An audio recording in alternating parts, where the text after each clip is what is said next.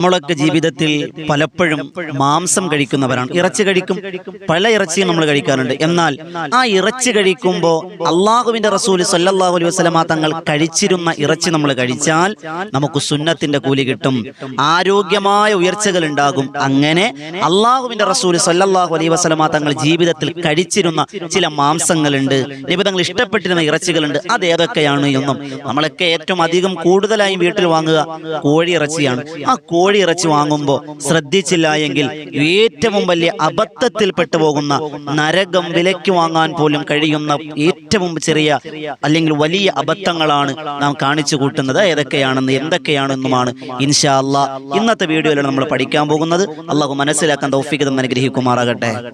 അസ്സലാമു അലൈക്കും റഹ്മത്തുള്ളാഹി തആല വബറകാതുഹു. അൽഹംദുലില്ലാഹി കഫാ വസ്സലാം അലാ ഇബാദിഹി നിഅമ അമ്മാ ബഅദ്. എൻ്റെ പ്രിയമുള്ള മുഹബ്ബീങ്ങളെ, എല്ലാവർക്കും റാഹത്തല്ലേ? അള്ളാഹു അനുഗ്രഹിക്കുമാറാകട്ടെ. എൻ്റെ പ്രിയമുള്ള മുഹബ്ബീങ്ങളെ, നമ്മളൊക്കെ ജീവിതത്തിൽ എപ്പോഴും ആരോഗ്യ സംരക്ഷണത്തിന് വേണ്ടി പലതും ചെയ്യുന്നവരാണ്. രാവിലെ മോർണിംഗ് വാക്കിങ്ങിന് പോകുന്നവരുണ്ട്, ജിമ്മിന് പോകുന്നവരുണ്ട്, പല മരുന്നുകൾ കഴിക്കുന്നവരുണ്ട്, ഡയറ്റിംഗ് ചെയ്യുന്നവരുണ്ട്, അല്ലെങ്കിൽ അങ്ങനെ തുടങ്ങി ഒരുപാട് വില വരുന്ന അല്ലെങ്കിൽ വില കൊടുത്ത് ആരോഗ്യ സംരക്ഷണം നടത്തുന്നവരാണ് നമ്മിൽ പലരും.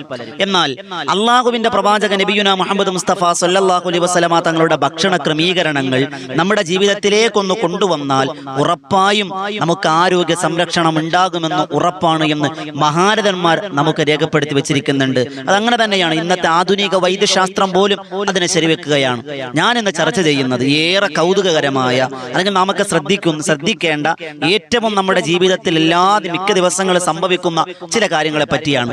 നമ്മളൊക്കെ മാംസം കഴിക്കുന്നവരാണ് അല്ലെ? പല ഇറച്ചി നമ്മൾ കഴിക്കും. ആട് കഴിക്കും, അതുപോലെ മാട് കഴിക്കും, അതുപോലെ കോഴി കഴിക്കും, അങ്ങനെ പല ഇറച്ചി നമ്മൾ കഴിക്കുന്നവരാണ്. എന്നാൽ അള്ളാഹുവിന്റെ പ്രവാചകൻ നബിയുനാ മുഹമ്മദ് മുസ്തഫ സ്വല്ലല്ലാഹു അലൈഹി വസല്ലമ തങ്ങൾ ജീവിതത്തിൽ കഴിച്ചിരുന്ന കുറേ മാംസങ്ങളുണ്ട്. ഏകദേശം 8ഓളം ഇറച്ചികളുണ്ട്, മാംസങ്ങളുണ്ട്. അത് ഏതൊക്കെയാണ് നമ്മളൊന്ന് ചർച്ച ചെയ്യുകയാണ്. അത് നമ്മൾ കഴിക്കുമ്പോൾ, നമ്മൾ ഇന്ന് വരെ ചിലപ്പോൾ പല ഇറച്ചിയും കഴിക്കുമ്പോൾ നമ്മളത് ഓർത്തിട്ടുണ്ടാവില്ല. പക്ഷെ ഇനി മുതൽ നമ്മൾ കഴിക്കുമ്പോൾ പടച്ചവനെ ഇതെന്റെ ഹബീബ് കഴിച്ചിരുന്നതാണ്, ഇതെന്റെ റസൂലുള്ളാഹിക്ക് ഇഷ്ടപ്പെട്ടതാണ് എന്ന നിയത്തോടെ കഴിക്കുമ്പോൾ നബി തങ്ങളുടെ സുന്നത്ത് കൂടി ജീവിപ്പിച്ചവനെ പോലെയാണ്.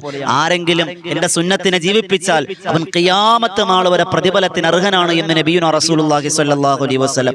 ആ വിഷയത്തിലേക്ക് നമുക്കൊന്ന് കടക്കാം. അപ്പൊ നമ്മൾ അള്ളാഹിന്റെ റസൂൽ കഴിച്ചിരുന്ന മാംസങ്ങൾ ഏതൊക്കെയാണെന്നാണ് ഇന്ന് നമ്മൾ ചർച്ച ചെയ്യാൻ പോകും. ഒന്നാമത്, അള്ളാഹുവിന്റെ റസൂൽ സ്വല്ലല്ലാഹു അലൈഹി വസല്ലമ തങ്ങൾ കഴിച്ച ഏറെ നബി തങ്ങൾക്ക് ഇഷ്ടമുള്ള ഇറച്ചിയായിരുന്നു ഷാത്ത്, ആടിന്റെ ഇറച്ചി.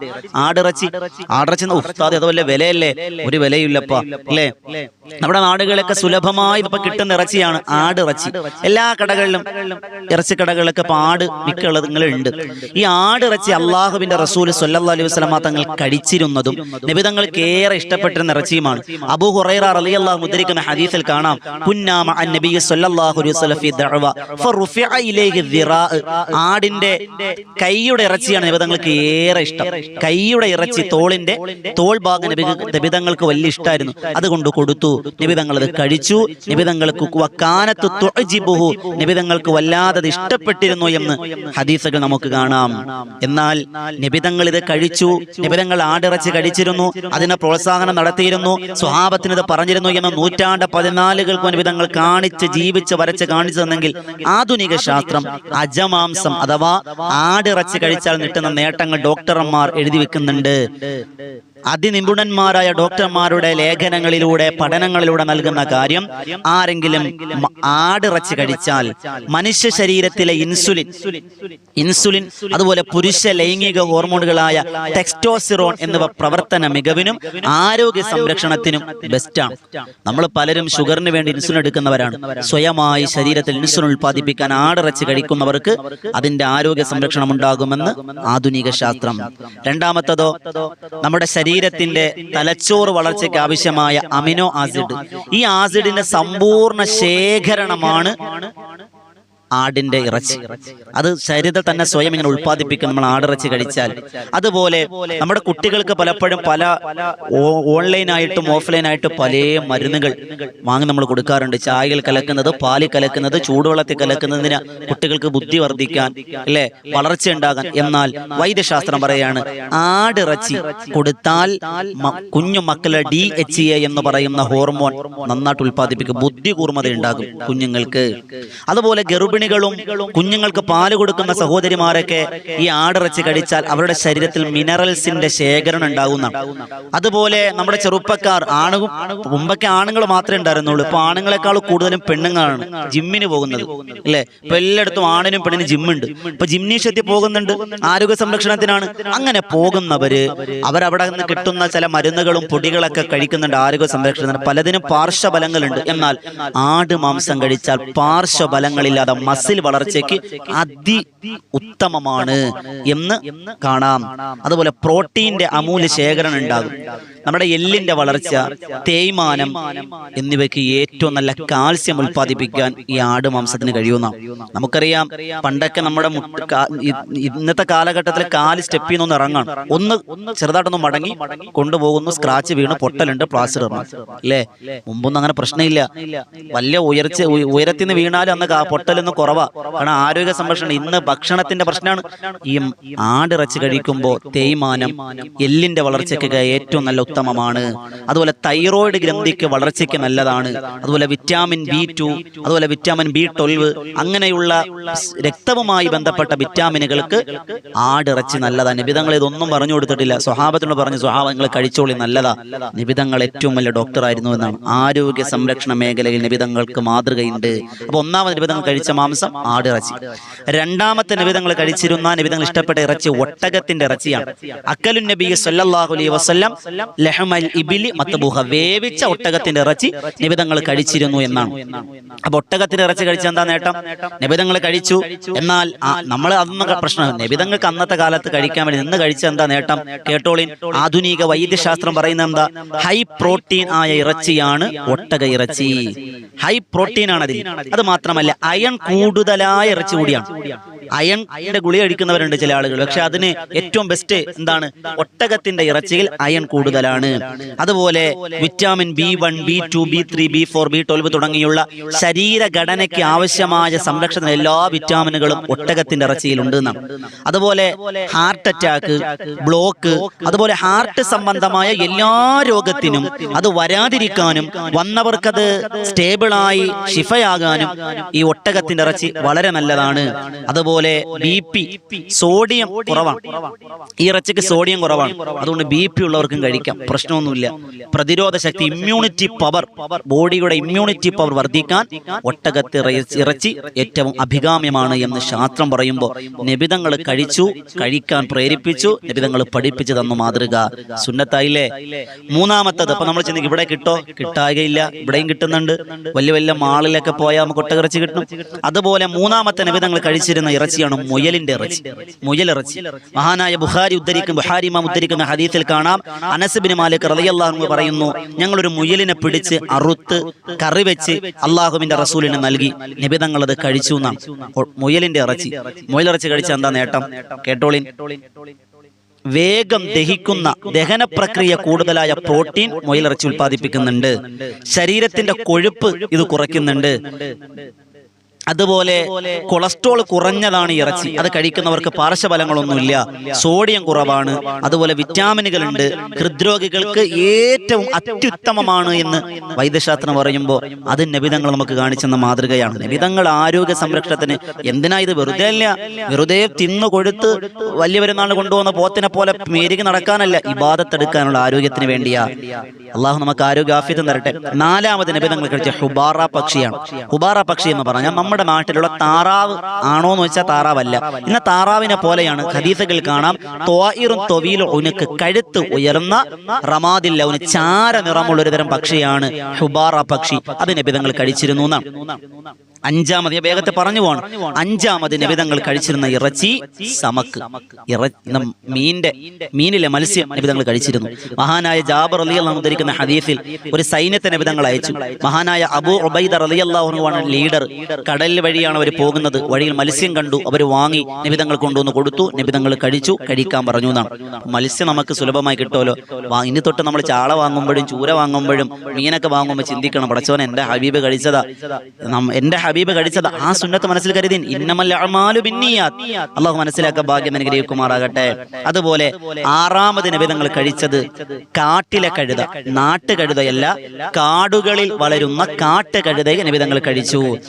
അള്ളാന്റെ റസൂൽ സല്ലല്ലാഹു അലൈഹി വസല്ലമ തങ്ങൾ മഹാനായ അബൂ ഖത്താദ തങ്ങൾ പറയാണ്, ഞങ്ങൾ ആ കഴുതയെ പിടിച്ചു, അറുത്തു, പാകം ചെയ്തു, നബി തങ്ങൾക്ക് കൊടുത്തു. നബി തങ്ങൾ പറഞ്ഞു ഹുവ ഹലാൽ ഫകുലൂഹു, ഇത് ഹലാലാണ്, നിങ്ങൾ കഴിച്ചോ എന്ന് നബി തങ്ങൾ പറഞ്ഞു എന്ന് അബൂ ഖത്താദ റളിയല്ലാഹു അൻഹു ഉദ്ധരിക്കുന്ന ഹദീസ്.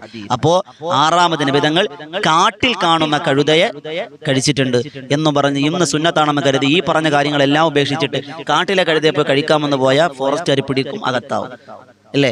നമുക്ക് കഴിയുന്ന നമ്മൾ ചെയ്താൽ മതി.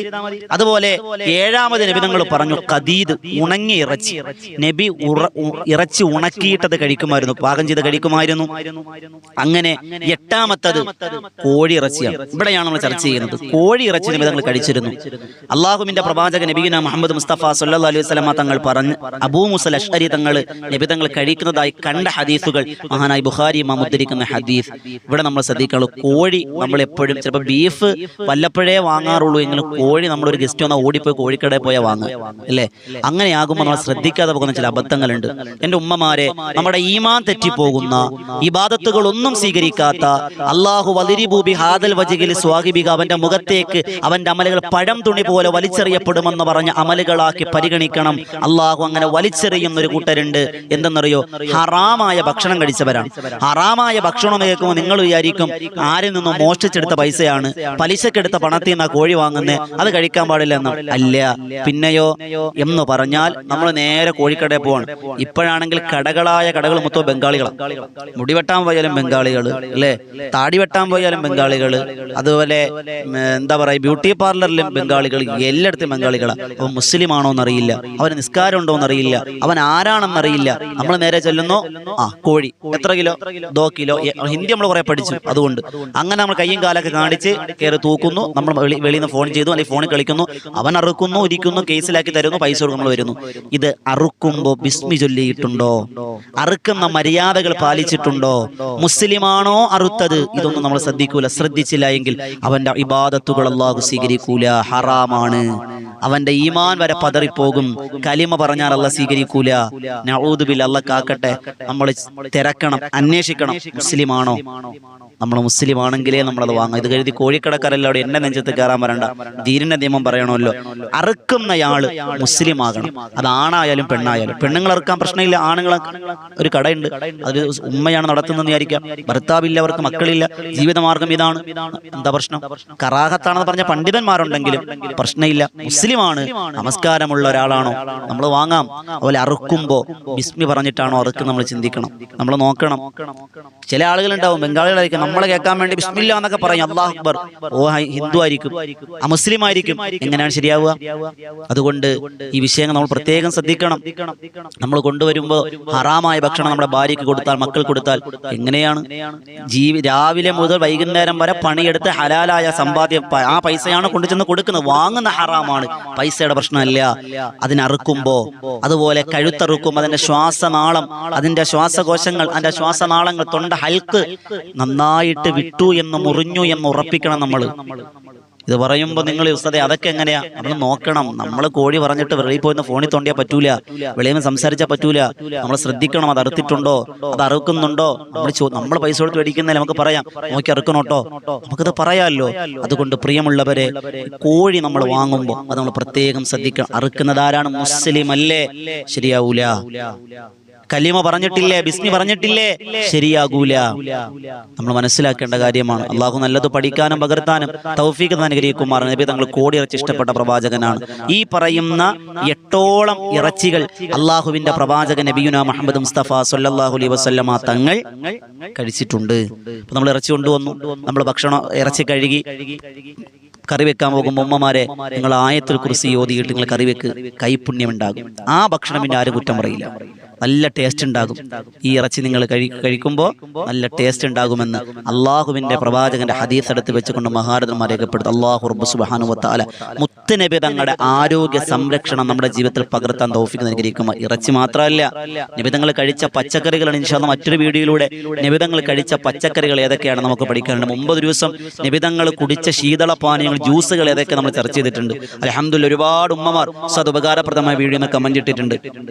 ഇത് നിങ്ങൾക്ക് ഉപകാരപ്രദം ഉപകാരപ്രദമായിട്ടുണ്ടെന്ന് കരുതുന്നു. എല്ലാവരും ഒന്ന് കമന്റ് ചെയ്യുന്ന ഉപകാരപ്രദമായി എങ്കിൽ അള്ളാഹു സ്വീകരിക്കുമാറാകട്ടെ. ഇതുപോലെയുള്ള ഉപകാരപ്രദമായ അറിവുകൾക്കായി വോയിസ് ഓഫ് ഷഫീഖ് ബദർ എന്ന ചാനൽ സബ്സ്ക്രൈബ് ചെയ്യുക. ഇൻഷാ അല്ലാഹ് പുതിയൊരു അറിവുമായി നമുക്ക് കണ്ടുമുട്ടാം. അള്ളാഹു സ്വീകരിക്കുമാറാകട്ടെ. അതോടൊപ്പം വിനീത നേതൃത്വം കൊടുക്കുന്ന ബദറിൻ തീരം എന്ന ആത്മീയ മജ്ലിസ് എല്ലാ ദിവസവും രാത്രി 9 മണിക്ക് ബദറിൻ തീരം എന്ന യൂട്യൂബ് ചാനലിലൂടെ നമ്മുടെ തന്നെ സംരംഭമാണ്. എല്ലാ ദിവസവും 9 മണിക്കാണ് ഹദ്ദാദ് റാത്തീബും തിബ്ബുസ്സലാത്തും അസ്മാഹുൽ ഹുസ്നയും മഹാന്മാരുടെ ചരിത്രം ഇമ്പമാർന്ന മാപ്പിളപ്പാട്ടിലൂടെ പാടിപ്പറയുന്ന സീറാപാരായണ ചരിത്ര പഠനമാണ്. എല്ലാവരും അതിലേക്കും സഹർഷം സ്വാഗതം ചെയ്യുന്നു. ഇൻഷാ അല്ലാഹ് പുതിയൊരു അറിവുമായി നമുക്ക് കണ്ടുമുട്ടാം. ഒരുപാട് ആളുകൾ കമന്റിലൂടെ ദുആവസിയത്ത് അറിയിച്ചിട്ടുണ്ട്. എല്ലാവരുടെയും എല്ലാവിധ ഹലാലായ മുറാദുകളും അല്ലാഹു ഹാസിലാക്കി അനുഗ്രഹിക്കുമാറാകട്ടെ. അല്ലാഹു സ്വീകരിക്കുമാറാകട്ടെ. ഇൻഷാ അല്ലാഹ് ദുആവസിയത്തോടെ അസ്സലാമു അലൈക്കും വറഹ്മത്തുള്ളാഹി തആല വബറകാതുഹു.